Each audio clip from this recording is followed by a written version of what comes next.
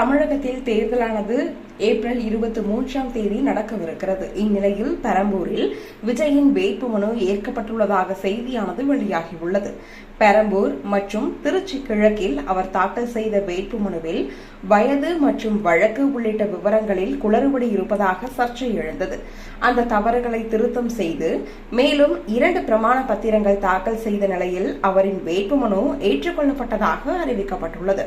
ஆனால் இதற்கு திமுகவினர் தற்பொழுது எதிர்ப்பு தெரிவித்து வருவதாகவும் செய்தியானது வெளியாகியுள்ளது. தமிழக வெற்றி கழகத்தின் சார்பில் தலைவர் விஜய் தற்பொழுது பெரம்பூர், திருச்சி கிழக்கில் போட்டியிடுவதாக ஏற்கனவே அறிவித்திருந்தார். இதற்காக தமிழகத்தில் உள்ள பல்வேறு மக்களும் தங்களது ஆதரவை விஜய்க்கு தெரிவித்து வந்தனர் என்பதும் குறிப்பிடத்தக்கது.